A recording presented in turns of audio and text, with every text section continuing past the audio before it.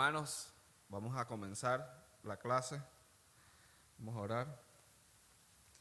Señor Dios, Padre Todopoderoso, glorioso Rey, en esta mañana, Señor, nos acercamos a ti, Padre, para darte gloria, Señor, primeramente para honrarte, bendecirte y exaltar tu nombre, Señor, entre los hombres. Padre, en esta mañana te agradecemos, Dios, por tu infinita misericordia, por tu fidelidad, por tu amor, por tu compasión que has tenido para con nosotros, Señor.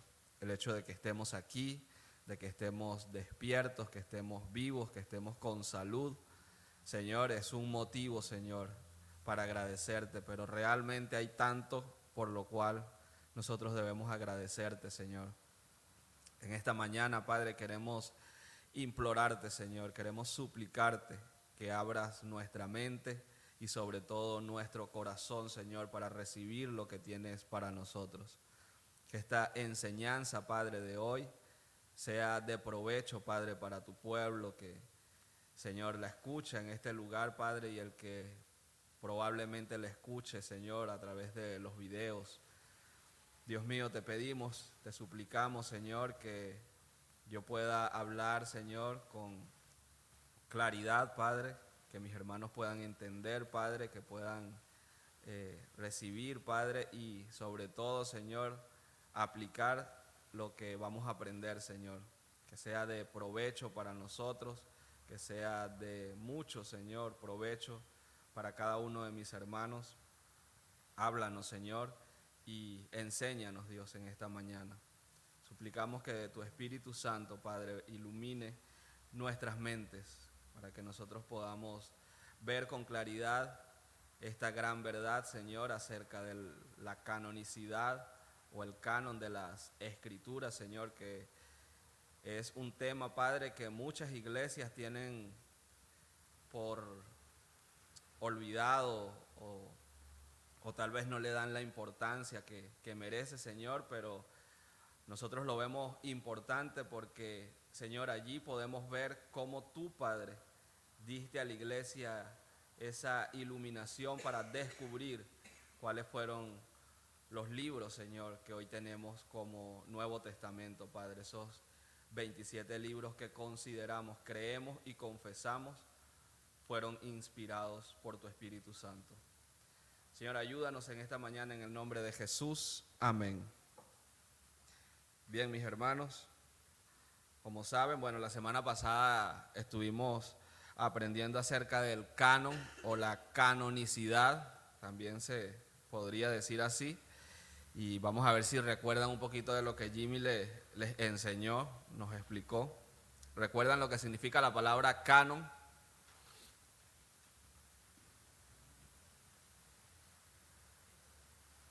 ¿Canon qué significa?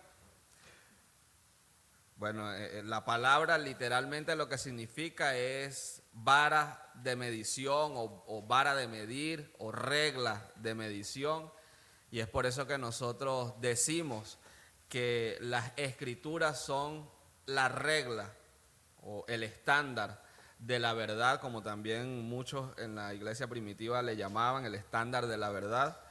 Entonces por eso hablamos acerca del canon y estudiamos este tema tan importante.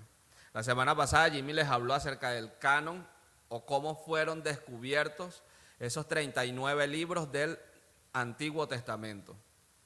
Jimmy les habló, nos enseñó acerca de eso. Esta semana vamos a hablar acerca del proceso de canonicidad del Nuevo Testamento. Cómo la iglesia llegó a descubrir que estos 27 libros eran los libros inspirados. La primera pregunta que nosotros debemos hacernos es: ¿tenemos hoy en día una copia exacta de la revelación de Dios? ¿Qué creen ustedes? Obviamente sí, la respuesta es sí. Jimmy, te ganaste un chocolate. Obviamente la respuesta es afirmativa. Tenemos una copia exacta de los 27 libros que Dios reveló y que la iglesia descubrió posteriormente posterior a su revelación. Como sabemos, la canonicidad describió el proceso por el cual el hombre descubrió, y esto es importante que nosotros lo veamos y lo recordemos siempre. La Iglesia descubrió estos 27 libros como inspirados, no determinó, como algunas falsas enseñanzas hoy en día, sobre todo en la Iglesia Católica. Se cree que la Iglesia Católica determinó o hizo que estos libros, bueno, ellos no tienen 27 y vamos a hablar de eso más adelante, ellos tienen más de 27 libros, pero ellos consideran que fue el Papa o los concilios católicos los que determinaron que esto eran los libros pertenecientes al canon de las Escrituras. Sin embargo, las mismas Escrituras nos van a decir que la Iglesia no determinó que estos 27 libros eran inspirados, sino que la Iglesia descubrió que estos 27 libros ya habían sido inspirados. Otra cosa importante que nosotros debemos saber es que el Evangelio precede el canon. Es decir, el Evangelio existe antes del canon. ¿Qué significa esto? Antes de que existieran el Nuevo Testamento o estos 27 libros, o esta compilación de 27 libros, ya el Evangelio existía. Porque el Evangelio era lo que se predicaba en la iglesia primitiva. Después de que se escribió el último, o durante la época de la iglesia primitiva, después de la resurrección y ascensión del Señor Jesucristo, lo que se predicaba en las iglesias era el Evangelio del Señor Jesucristo. Entonces, antes de que todas estas cartas, libros, como nosotros lo conocemos hoy en día, el Evangelio ya existía. El Evangelio no viene después de el canon de las Escrituras, sino que más bien el canon de las Escrituras es descubierto después del Evangelio. El Evangelio es el Señor Jesucristo y sabemos lo que significa el Evangelio, y el canon, o como lo conocemos hoy en día, el Nuevo Testamento, viene mucho tiempo después, o es descubierto, no viene, porque ya obviamente estaba con nosotros, pero es descubierto muchos años después, incluso algunos siglos después, como esa compilación de libros inspirados por Dios. Otra cosa que vamos a ver hoy es que el canon, como la revelación, está cerrado. El canon está cerrado. Una cosa que les quería decir es que cuando hablamos del canon hay poco que nosotros podamos usar de las Escrituras, sin embargo sí hay. Sin embargo, hay mucho texto bíblico que nosotros podemos usar para explicar la canonicidad o cómo la iglesia vivió el proceso de canonización. Es más lo histórico que nosotros tenemos, la historia que nosotros conocemos, la que nos muestran cómo la iglesia vivió este proceso de canonización.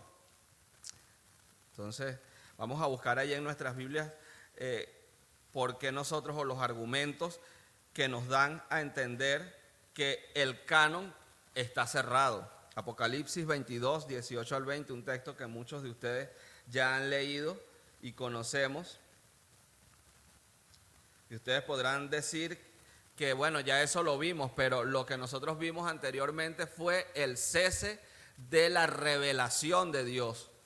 Dios reveló todo lo que nos reveló y eso cesó. Ahora vamos a ver, que es lo que nos dice el apóstol Juan aquí en Apocalipsis, que el canon también está cerrado. Ya no hay nada más por lo cual la iglesia busque que se añada o algo más que ser añadido, sino que todo está completo. Apocalipsis 22, 18 al 20. Yo testifico a todos los que oyen las palabras de la profecía de este libro. Si alguien añade a ellas, Dios traerá sobre él las plagas que están escritas en este libro. Y si alguien quita de las palabras del libro de esta profecía, Dios quitará su parte del árbol de la vida y de la ciudad santa descritos en este libro. Entonces vemos aquí que nada debe ser añadido porque está completo. Y nada debe ser quitado precisamente por lo mismo, porque ya todo está completo en las Escrituras. Otro argumento que tenemos se encuentra en 1 Corintios 13:10.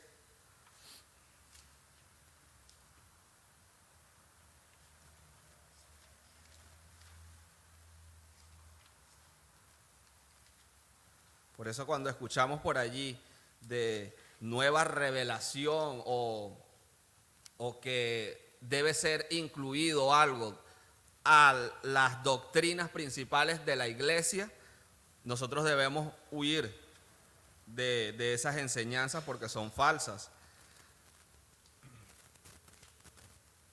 1 Corintios 13:10. Pero cuando venga lo perfecto, lo incompleto se acabará. ¿A qué se refiere Pablo con lo perfecto? Lo perfecto es la Santa Escritura. Cuando venga lo perfecto es todo lo que encierra el Nuevo Testamento. Él lo que está diciendo es que cuando esto venga, ya no habrá nada más que la iglesia necesite ver o saber. Entonces vemos allí que el canon está cerrado, nada más. 66 libros que hay en la Biblia, no hay nada más que la iglesia necesite para su funcionamiento y organización. Ahora, ¿cómo la iglesia vivió el proceso de descubrimiento? Es lo que vamos a ver y es lo que ustedes deben preguntarse. ¿Cómo fue ese proceso? Porque estos 27 libros no fue que llegaron y dijeron, estamos aquí, y la iglesia dijo, estos son los 27 libros. No fue así tan fácil. No fue de un momento a otro que se descubrieron estos 27 libros. ¿Qué era lo que pasaba, mis hermanos? Cada vez que un apóstol que estaba impedido para estar en una congregación, muchas veces, muchos de estos apóstoles, yo creo que la mayoría, no sabían que estaban escribiendo escritura inspirada. Simplemente ellos eran movidos por el Espíritu Santo, como lo dice Primera de Pedro, a escribir a las iglesias, y estos escritos eran recibidos en una congregación. Y no era que ellos decían, esto va a ser parte del Nuevo Testamento o esto va a ser parte de las escrituras inspiradas. Simplemente ellos recibían esta carta, este libro, esta enseñanza, y lo primero que ellos se preguntaban era, para recibirlo como de parte de Dios, ellos se hacían la siguiente pregunta: ¿esta carta o este libro fue escrito por un apóstol o bajo la supervisión de un apóstol? Ese era el primer criterio para ellos. Si la carta era escrita por un apóstol o bajo la supervisión de un apóstol, entonces ellos aceptaban esta carta, este libro, como de parte de Dios. Lo que nos dice a nosotros que los 27 libros del Nuevo Testamento, cuando llegaban a sus destinatarios, porque cada una de estas cartas no fueron enviadas todas a un mismo lugar, como sabemos, por ejemplo, Gálatas fue enviada a Galacia, pero no a una sola iglesia. Gálatas es un ejemplo de que cuando Pablo la escribió, no la escribió para una iglesia en específico. De hecho, su escritura, cuando nosotros leemos Gálatas, vemos que es una carta que va más allá de una iglesia, porque fue escrita a todas las iglesias en Galacia, a un conjunto de iglesias en Galacia. Pero el resto de los libros, Romanos fue escrito a los romanos, el libro de Hebreos fue escrito para los judíos que estaban en la dispersión. Y así todas las cartas, todas fueron enviadas a diferentes lugares. Entonces, lo que nos dice este criterio que la iglesia tenía para determinar si un libro era o no era, venía o no venía de parte de Dios, era la autoridad apostólica, que es lo que nosotros conocemos como autoridad apostólica. Lo que eso nos indica es que ellos sabían quién era el autor de cada uno de estos libros. Nosotros hoy en día no tenemos con certeza la seguridad o la Biblia no dice en cada uno de sus libros quién fue su autor. No todos los evangelios, por ejemplo, dicen quién fue su autor. Conocemos su autoría por la tradición histórica, más bien por la historia. El evangelio de Marcos y Juan sí tiene su autoría clara, y Mateo, Marcos y Lucas son los dos que no se tiene, o ellos no indican que hayan sido escritos por estos autores. Sin embargo, la iglesia que recibió estas cartas, o la iglesia receptora de las cartas, sí sabía quién era el autor de estas cartas. Y obviamente era un apóstol conocido, que como las condiciones que nosotros conocemos para ser apóstol, uno de los 12 apóstoles, y Pablo. Entonces, eso también nos deja claro la problemática que hasta hoy en día tenemos con el libro de Hebreos, la carta a los Hebreos, que no sabemos, nosotros no podemos decir con seguridad, este es el autor, aunque la iglesia receptora de esta carta sí sabía quién era el autor de la carta a los Hebreos. Y durante los primeros siglos se sabía también quién era el autor de la carta a los Hebreos. Algunos decimos, como yo pienso, que fue el apóstol Pablo, otros piensan que no, por la escritura, por muchas cosas, y que son válidas también para los que defienden el punto de que no fue Pablo. Pero para la iglesia, lo que quiero que tengan claro es que la iglesia primitiva, la iglesia que recepcionó cada uno de los 27 libros, sabía quién era el autor, y a ese criterio se apegaban ellos para determinar si este libro venía de parte de Dios o no.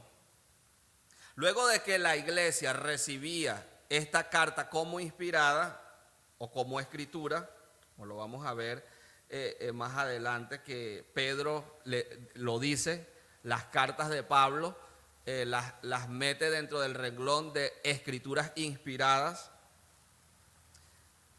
La iglesia durante los primeros 2 siglos vivió con este criterio y vivió con estos libros como inspirados. Para ellos no hubo ningún problema.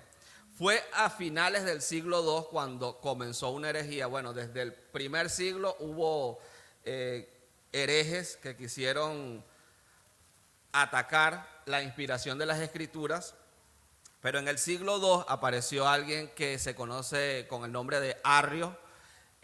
Atacaba la doctrina de la Trinidad, y él también apareció lo que se conoce hoy en día como gnosticismo, es la palabra, es una herejía también. Es por eso que la iglesia se ve en la necesidad de copilar y oficializar un canon de las escrituras. Ellos se ven en la necesidad de decir, porque también apareció alguien que se conoce como Marción o Marción, otro hereje, y ellos Marción hizo un canon de las escrituras, pero él decía que Dios hasta cierto punto tenía maldad, y todo lo que Jesucristo enseñaba acerca de un Padre bondadoso y un Padre que quería salvar a su pueblo, él lo obviaba. Entonces es por eso que en el siglo II comienzan, bueno, no en el siglo II, ya en el siglo III y IV, a finales del siglo IV, comienzan los concilios para determinar cuáles eran los libros inspirados y cuáles no. Aparecieron muchísimos libros,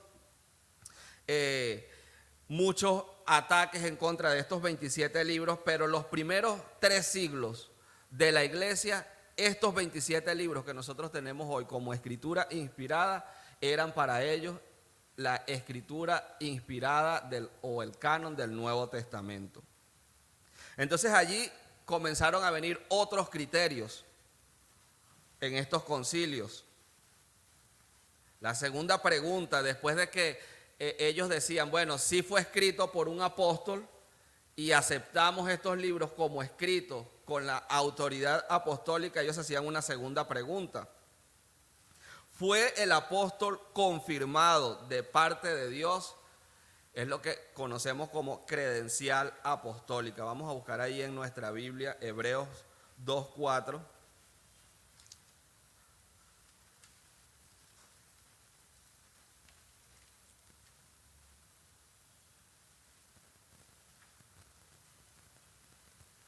Hebreos 2:4.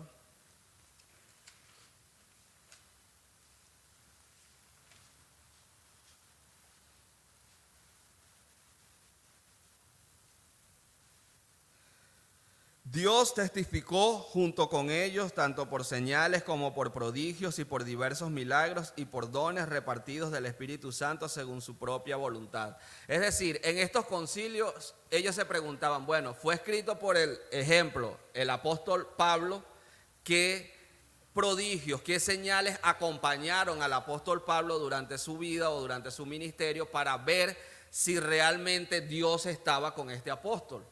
Ellos veían las credenciales apostólicas de esta manera. Si Dios obraba a través de ellos, entonces podían pasar al siguiente criterio o a la siguiente pregunta que ellos se hacían en estos concilios para determinar si un libro era inspirado o no por el Señor. Luego de que determinaban que este libro era inspirado, o ya tenían lo que era la autoridad apostólica, bueno, fue escrito por un apóstol o bajo la supervisión de un apóstol. La segunda, tenía la credencial apostólica porque Dios acompañaba a este hombre. Ellos hacían una tercera pregunta: ¿el mensaje dice la verdad de parte de Dios? Que es lo que conocemos como veracidad de contenido.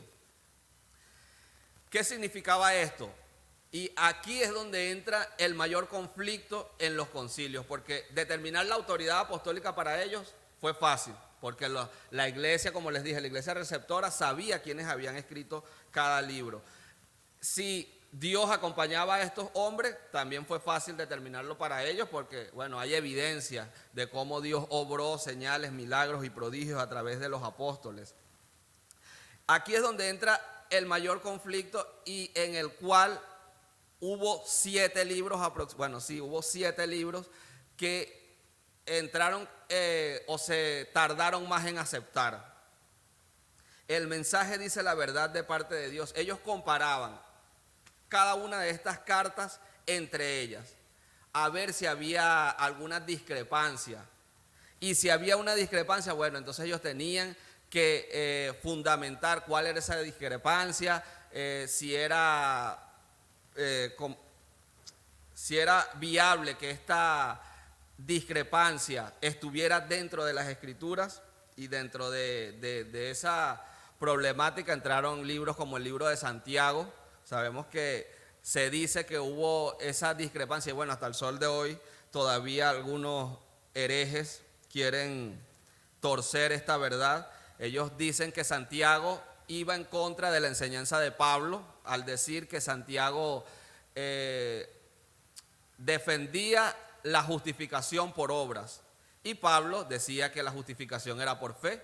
Pero cuando se argumenta bien este problema, se ve que Santiago no está dando la justificación por obras o no está enseñando justificación por obras, sino que más bien él está diciendo, bueno, si es verdad que la justificación es por la fe para buenas obras.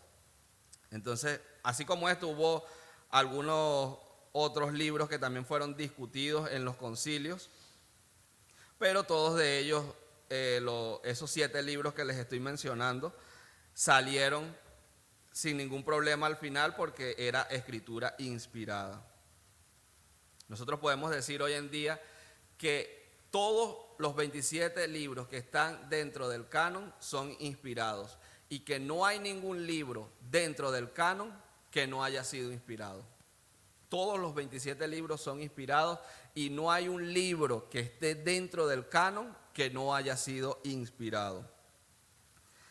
Después de que ellos determinaban que no había disparidad entre las verdades o los contenidos de cada uno de los libros, se hacían una siguiente pregunta: ¿el libro tiene el poder de Dios?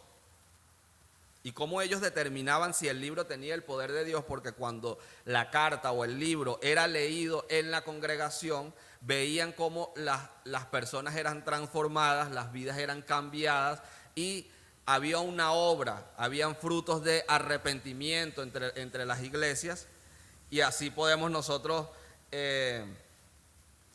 constatarlo con el libro de Hebreos, ahí mismo en Hebreos 4:12.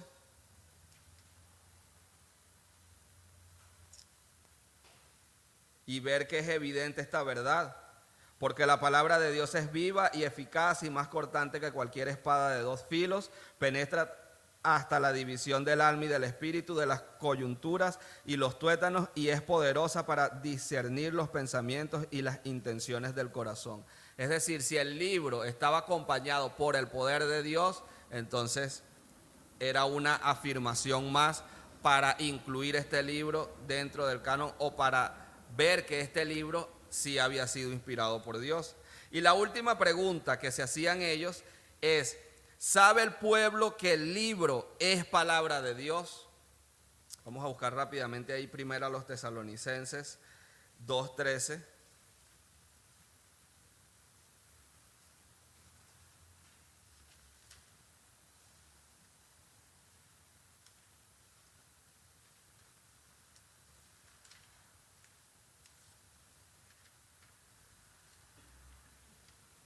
Me perdió primero los Tesalonicenses, aquí está. Primera Tesalonicenses 2:13. Por esto también nosotros sin cesar damos gracias a Dios de cuando recibieron la palabra de Dios que oyeron de nosotros, la aceptaron no como la palabra de hombres, sino como lo que es, como lo que realmente es la palabra de Dios. Es decir, cada vez que una carta era leída entre el pueblo, ellos aceptaban esa carta no como una carta de Pablo, una carta de Juan, una carta de Lucas, de Mateo, sino como palabra de Dios. Estos eran los criterios a los que se apegaron estos concilios para descubrir, o para más bien oficializar ya estos 27 libros que ya desde el primer siglo la iglesia los tenía como escritura inspirada. Ahora, ¿cuándo se reconocieron estos 27 libros como escritura inspirada? Primero, cada libro fue inmediatamente recibido y reconocido por los destinatarios originales, como ya lo acabamos de leer. Y en segundo lugar, debido a esto, esos libros eran enviados a otras iglesias, se copiaban, porque si una carta era enviada a Éfeso, por ejemplo, la carta de Efesios, esa carta, como era recibida como palabra de Dios, inmediatamente era enviada a otras congregaciones de otras localidades. Pero ¿cuándo fue que se reconoció oficialmente el canon de las Escrituras completo, estos 27 libros? Bueno, en el siglo IV, en el concilio de Hipona, o también conocido como el sínodo de Hipona, en el 393, bueno, algunos dicen que fue el 398, pero fue en el 393, al menos yo lo que yo tengo en mis notas. Pero antes de que se oficializara esta fecha como canon de las Escrituras, ya en el 371, un hombre llamado Atanasio de Alejandría, quien fue un férreo combatiente contra las herejías, sobre todo de Arrio. Hay una historia de este hombre, de Atanasio. Arrio atacaba fuertemente la doctrina de la Trinidad, decía que esto no era bíblico. Y Atanasio de Alejandría sostuvo un debate con él durante 3 días. Durante 3 días combatiendo y argumentando acerca de la Trinidad. Obviamente el debate lo ganó Atanasio de Alejandría y la enseñanza de Arrio fue tomada como una herejía. Atanasio también se le conoce como el padre de la ortodoxia. Más adelante, cuando se estudie el tema de la inspiración, vamos a seguir escuchando de él, Atanasio de Alejandría. Bueno, fue él el primero que dijo: estos 27 libros son el canon completo de las Escrituras. Él fue el que dijo: estos son los 27 libros que hayan sido inspirados por Dios. Pero hubo varios concilios, obviamente el primero, el que nosotros conocemos en las Escrituras, que está en Hechos 15. Luego hubo otro concilio, el concilio de Nicea. En el 381 hubo el concilio de Constantinopla para discutir acerca del canon de las Escrituras, para tomar estos criterios. Y finalmente en el concilio de Hipona fue donde se hizo oficial el canon de los 27 libros como inspirados. Posteriormente a este concilio hubo otros. En el 481 hubo, el concilio de Éfeso, donde se ratificó que estos eran los 27 libros inspirados. El concilio de Calcedonia en el 451 y finalmente ya en el siglo VI, el segundo concilio de Constantinopla, fue en el 553. Todos ellos ratificaron que estos 27 libros eran la escritura inspirada. No todo fue tan fácil, mis hermanos. Durante muchos años se debatieron esos criterios. Imagínense, desde que se comenzaron los concilios hasta que se determinó o se oficializó el canon de las escrituras, pasaron muchos años, muchísimos años discutiendo si estos libros eran o no. Y hubo 4 clasificaciones, ya para ir terminando. Yo sé que estoy ya sobre el tiempo, pero es importante que sepa. Hubo 4 clasificaciones donde entraron los 27 libros. La primera clasificación fue los libros que aceptaron todos. Todos en el concilio aceptaron estos libros sin objeción alguna. Fueron 20 libros en total los que aceptaron todos en el concilio sin objeción alguna. Luego vinieron los libros cuestionados por algunos, que fueron 7. Hebreos, se cuestionó su autoría, hasta el sol de hoy se sigue cuestionando. Obviamente en el concilio se determinó quién era el autor del libro de los Hebreos y por eso entró al canon de las Escrituras. Santiago, que se discutió la veracidad de contenido, lo que les expliqué hace un rato. Segunda de Pedro, también se cuestionó su autoría. Se cuestionó su autoría porque decían que era muy diferente a Primera de Pedro. Se hablaba del estilo de escritura, se hablaba de que como Pedro en su primera carta había escrito una carta pastoral y en su segunda carta una carta totalmente diferente. Sin embargo, su autoría quedó comprobada. Incluso decían que Segunda de Pedro le escribió un falso maestro, pero si nosotros leemos Segunda de Pedro es una carta que ataca a los falsos maestros. Entonces es algo inconstante ese argumento.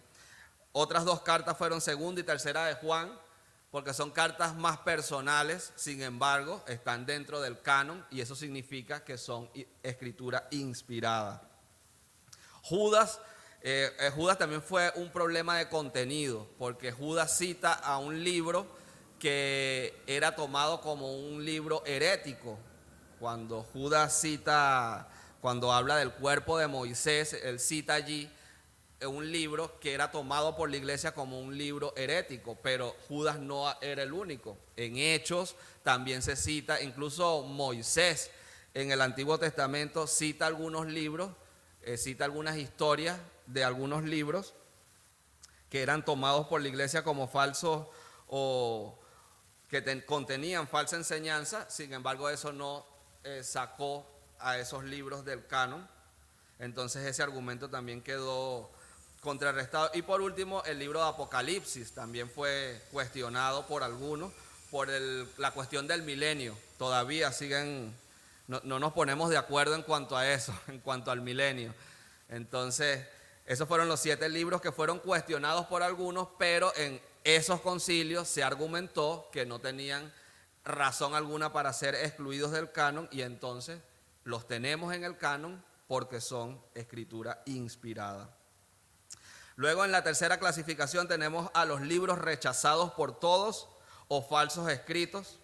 Imagínense ustedes, a finales del siglo I hubo alrededor de 300 libros de este tipo, en esta clasificación. Libros, habían evangelios, habían hechos, había alrededor de 50 libros falsos acerca de los evangelios del Señor Jesucristo. Había 15 libros acerca de los hechos de los apóstoles, todos ellos falsos. Todos estos libros, fueron desestimados y desechados. Y hay una clasificación que hasta el sol de hoy conviven con nosotros y son los libros que todavía mantiene la Iglesia Católica dentro de su canon. Aunque estaba leyendo y me parece interesante que ellos toman estos libros como parte de un segundo canon. Ellos toman los 27 libros del Nuevo Testamento como parte del canon que yo les he dicho, que se determinó, se descubrió en los concilios, y hay un segundo canon que es donde entran los libros apócrifos. Bueno, ejemplos de ellos tenemos la epístola de Pseudo Bernabé, epístola de Clemente a los romanos, epístola de los corintios a Pablo. Imagínense, hay un libro que los corintios le escribieron a Pablo en respuesta supuestamente a las dos cartas de Pablo.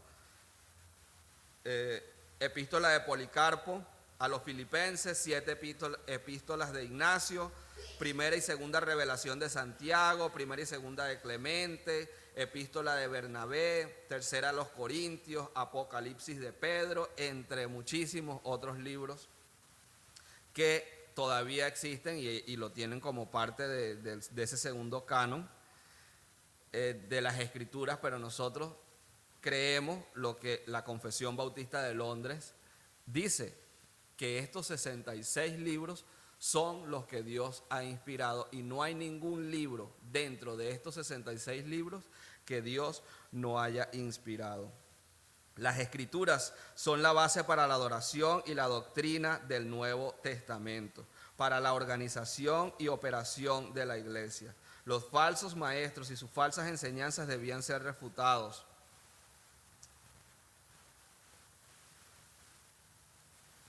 Judas y segunda de Pedro son un claro ejemplo de estas respuestas a los ataques de los herejes. Pero tenemos 27 libros en el Nuevo Testamento inspirados, y no debe haber duda en la iglesia, no debe haber duda en nuestro corazón de que los 27 libros... ¿Tienes una pregunta? Así como tenemos libros así añadidos en el Nuevo Testamento, hay libros también así que han estado añadidos en el Antiguo. ¿En el Antiguo Testamento? O sea, así como, por ejemplo... Sí, claro. Sí hubo, sino que no cite ejemplos porque estoy hablando del Nuevo Testamento, pero sí hay libros, hay una carta, un escrito de Moisés, que recuerdo ahora vagamente, Macabeo. Bueno, estos libros, gracias por citar ese libro, un minutico. Estos libros no son tomados como heréticos. Simplemente son libros que no están dentro del canon de las Escrituras porque no fueron inspirados por Dios, pero los podemos tomar como referencia histórica. De hecho, mucho de lo que nosotros tenemos hoy en día, muchas de las enseñanzas que nosotros podemos comprender hoy en día es gracias a estos escritos que los tomamos como históricos. Por lo menos, por ejemplo, Macabeos relata cómo fue esa... Y podemos comprender muchas de las verdades que dijo el Señor Jesucristo gracias a esa guerra que libraron los macabeos y que hay escritos hoy en día. Entonces tenemos muchos libros que los tomamos como históricos. Macabeo, ¿cuál otro decías, Jimmy? Hay de Esther también, un relato acerca de Esther.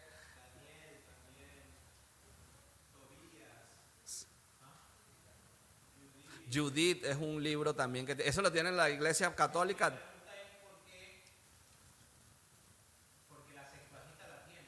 Sí. Sí, yo no quería entrar en el tema de la Septuaginta porque nos vamos a extender, pero ¿qué fue la Septuaginta? La Septuaginta fue los judíos necesitaban, o cuando se comenzó a predicar en la iglesia primitiva, la iglesia neotestamentaria, ellos necesitaban predicar una escritura que se tuviera como oficial. No existía el Nuevo Testamento. Se tenía la Septuaginta, que fue la traducción prácticamente, fue una traducción del arameo y el hebreo, que era lo que se tenía el Antiguo Testamento, al griego, que era el idioma conocido. Entonces ellos usaron la Septuaginta para predicar acerca de Dios, para enseñar las verdades acerca de Dios a la iglesia neotestamentaria. Y la Septuaginta contenía estos libros, primera y segunda Macabeo, tenía Judith, porque ellos tradujeron todos estos libros que se creían pertenecían a las Escrituras. Pero sabemos por el canon que tenemos hoy en día que no pertenecen. Y bueno, hay evidencia, pero ya ese es material de otra clase. Vamos a orar entonces para terminar, hermanos.